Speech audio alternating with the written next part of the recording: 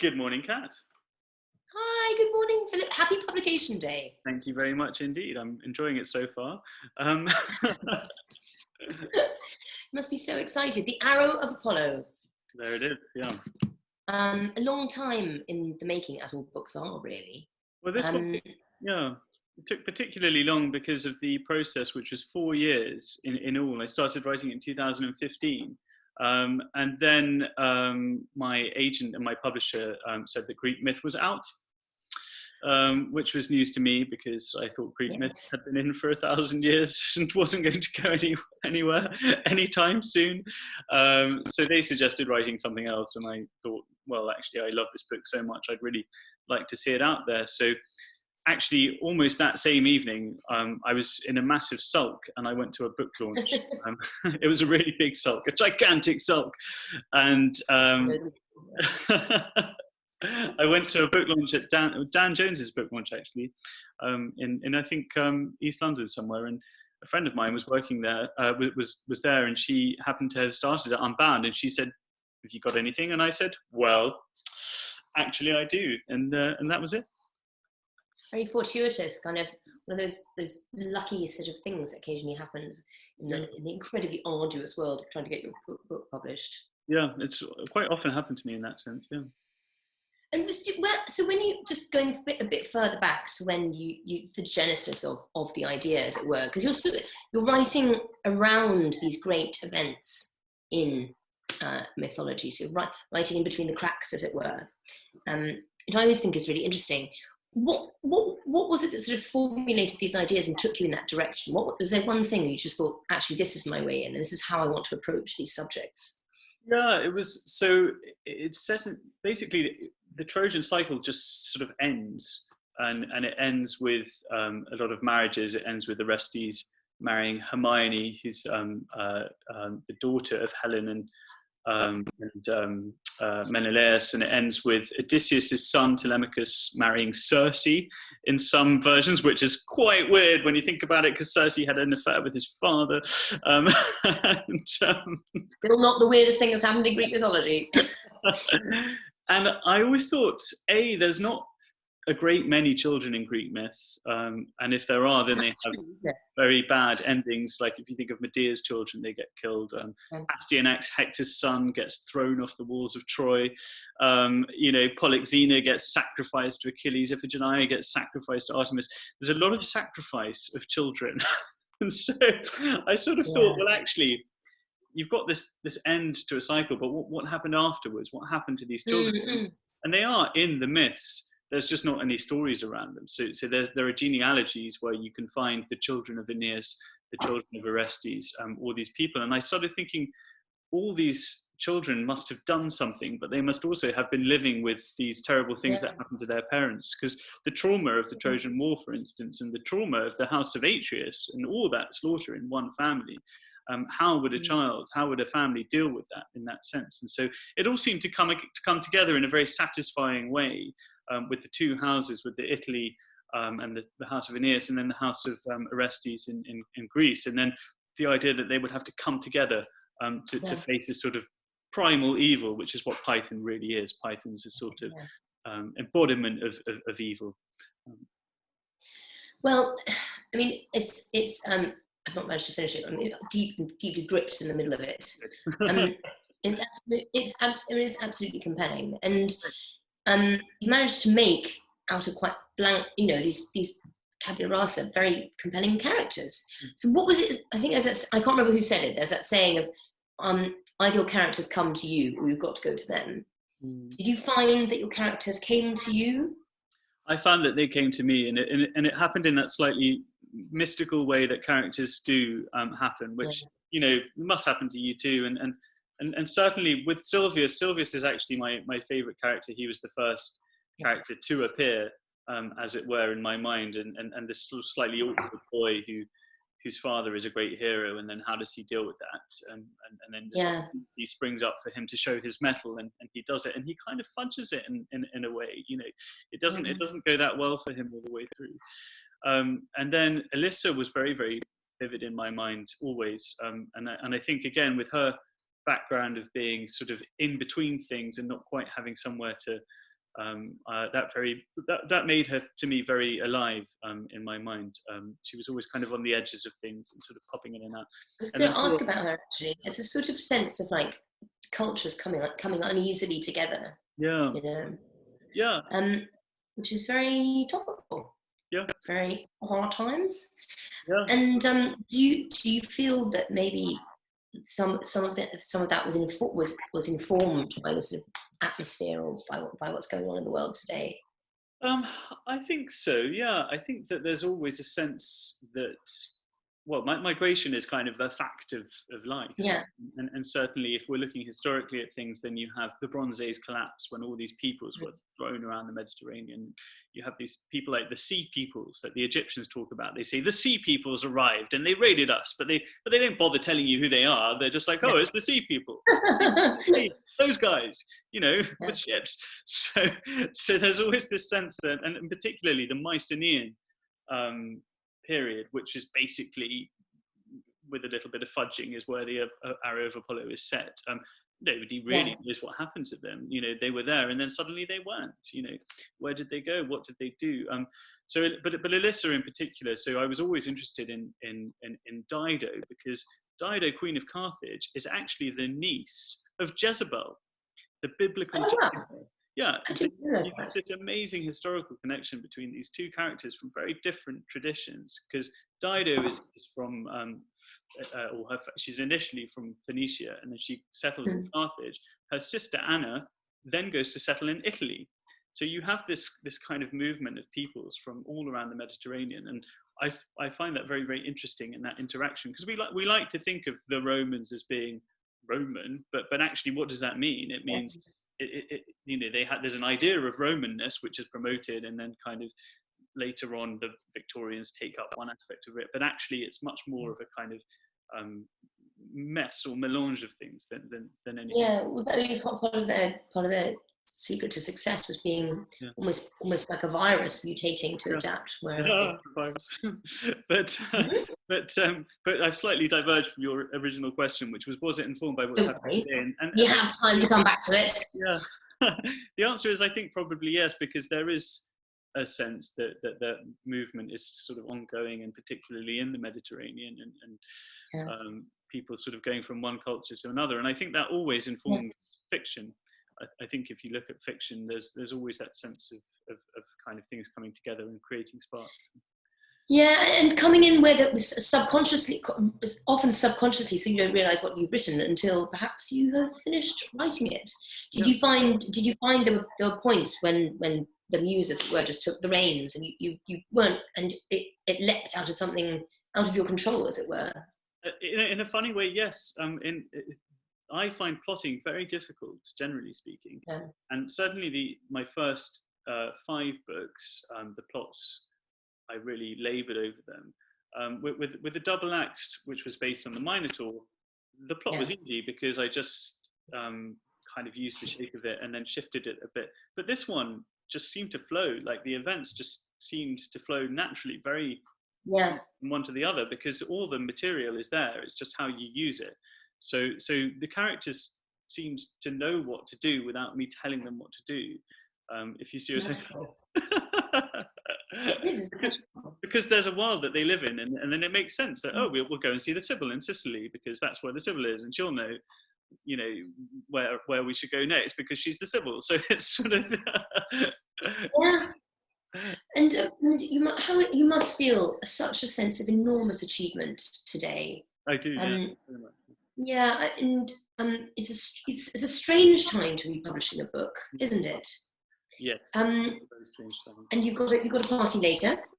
Got a Zoom party later. Going to see how that works. But today, for instance, the book is out of stock on Amazon because they've sold out of the. But that's great. It's great, but they can't refill it for a week or so. Yeah, I see. So it's sort of. But you had some wonderful reviews. I caught the one in the literary review, which was glowing, and as far as I can tell from what I read, entirely justified. The reception, it's not that people aren't reading; it's just they haven't got any physical copies to read, I suppose. Yeah, exactly. Which is a shame. It is a shame. Do you how do you have any ideas of, because I know that you're involved, not just writing, but also very involved in the community of writing and in the Society of Authors and things like that. Do you have any sense of how things might progress from here onwards for writers and publishing? I think it will be very hard. I think anyone who's publishing now is facing a big problem, partly because for a writer like me, who's basically dependent on school visits, on going into bookshops and seeing your book on the shelf, and on recommendations from booksellers, personal recommendations. Oh, I read that, you should try it.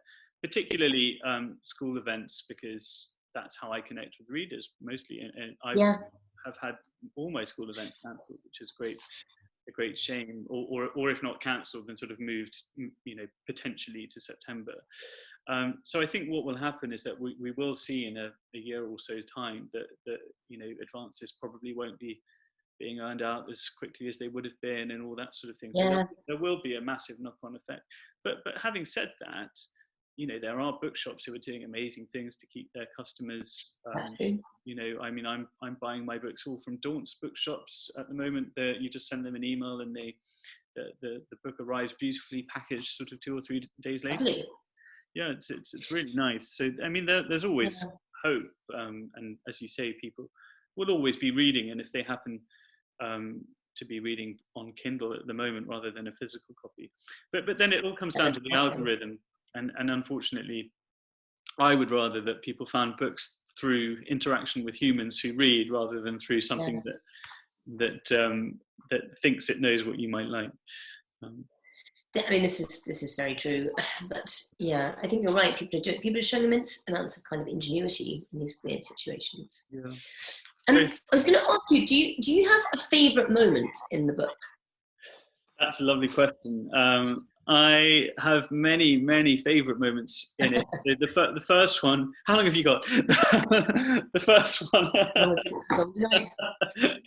My first favourite moment is the dying centaur at the beginning, galloping out to Lavinium, and that was an image I actually had in my mind for a long time. This sort of creature appearing out of the forest and coming up to the city, and that clash of the wildness with the city, and there is a sense also that Silvius is kind of on the edge of wildness, because he grew up in the forest and he's now the city. So part of, I know I'm digressing again, but part of what the book is about is what it means to be civilized, and what does it mean to be part of a city. And you've got this very regimented place which is run by Aeneas, as opposed to Argos, which is kind of a mess, and everyone's just sort of it's so corrupt and ancient that everything's just kind of a mess. And so that's my first moment in the book, is that sort of in the evening with the starlight coming out, and then the centaur comes galloping up. And then I really like it when Alyssa meets some Phoenicians in Troy, and she sees some of her people, and she kind of gets this sense of who she is a bit more. And I really like it when I can't go too much into the finer points of the plot, but something happens to Tisamenos which is quite important, and the moment when he first realizes what that is, and what he can do with his newfound power is I think quite an interesting point for me. So many points. And I love those ones where I love those moments that again seem to come from outside yourself in your writing. Give you the shivers. So this I would say that this is a book in the sort of tradition of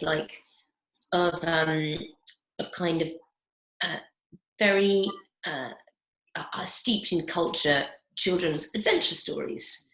Would you say? Is there anyone in particular who thinks influenced you with their writing that you'd like to be considered in the tradition of?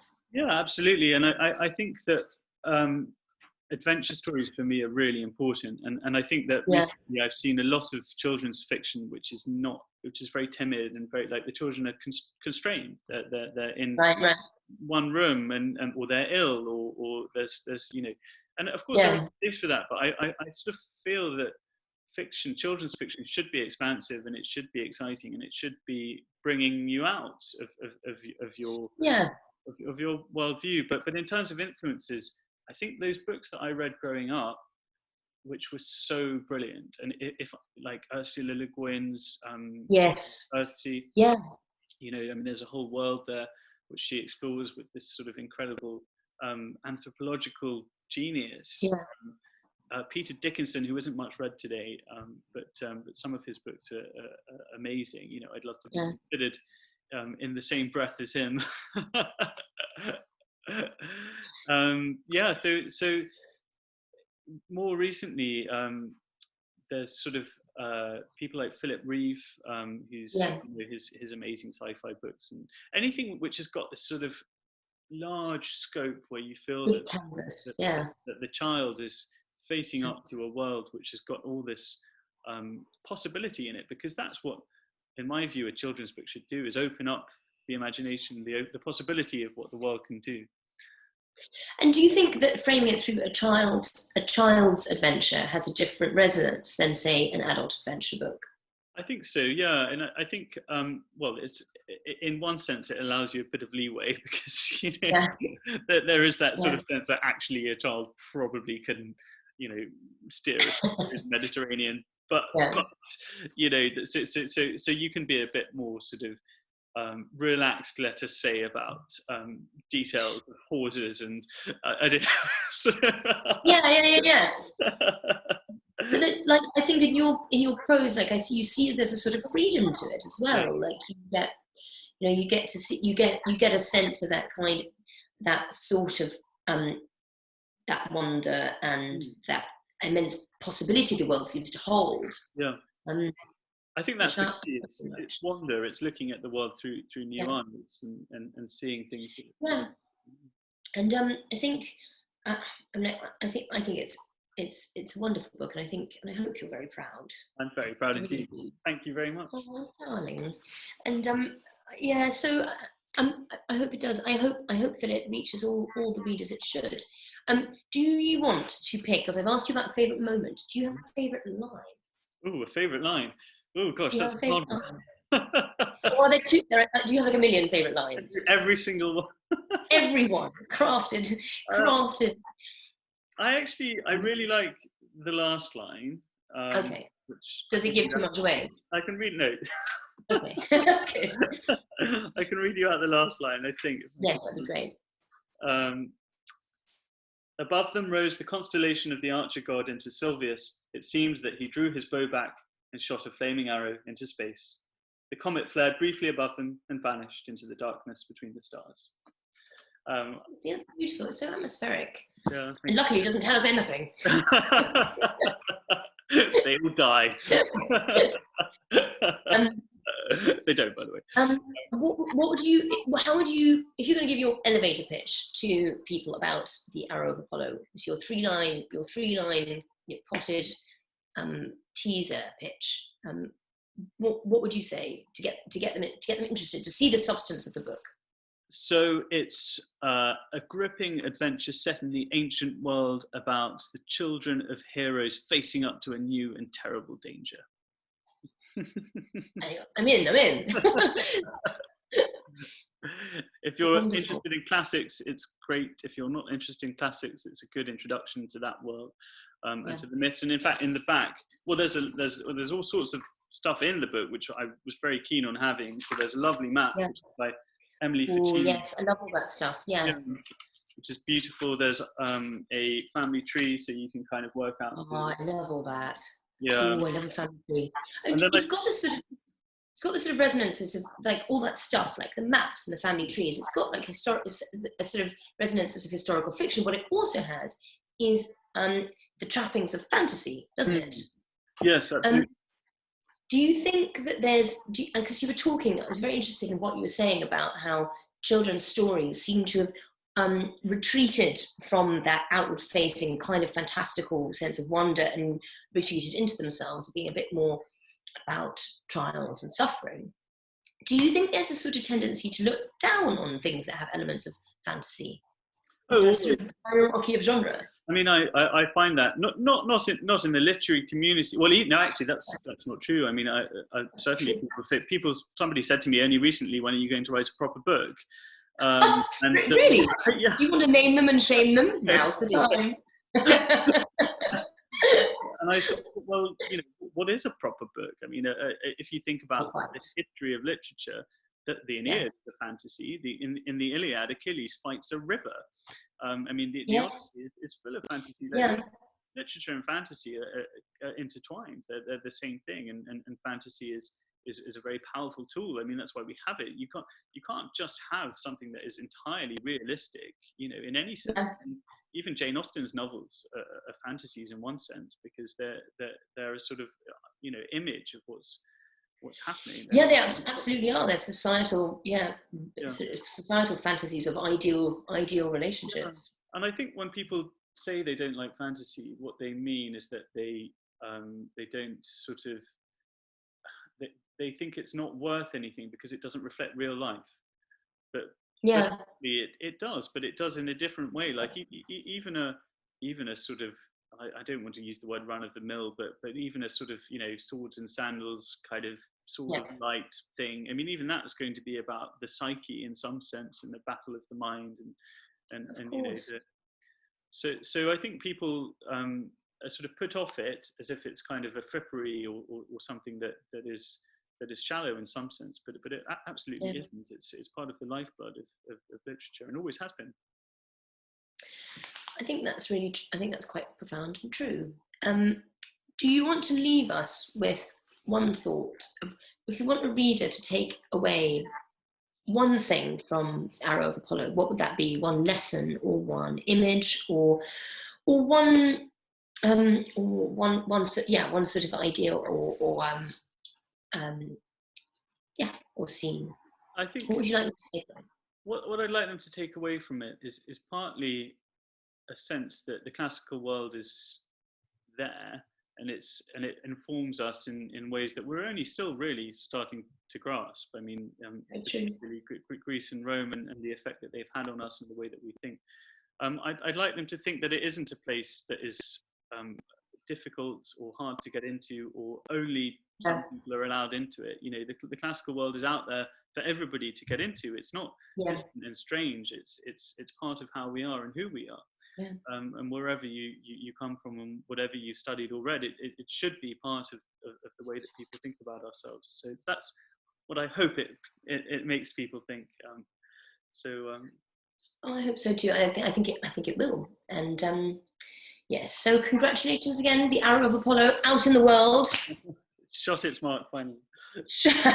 Loosed from the bow. Hoping to see you later for some virtual celebrations. Yeah, I've got the virtual champagne ready. I might have some real stuff, real champagne with me. But Thanks very much. Thank you so much for talking to you. I really enjoyed that. It was really interesting and made me think, which is rather rare at 10 o'clock on a Thursday morning. Great. Bye, Kat. Bye, darling.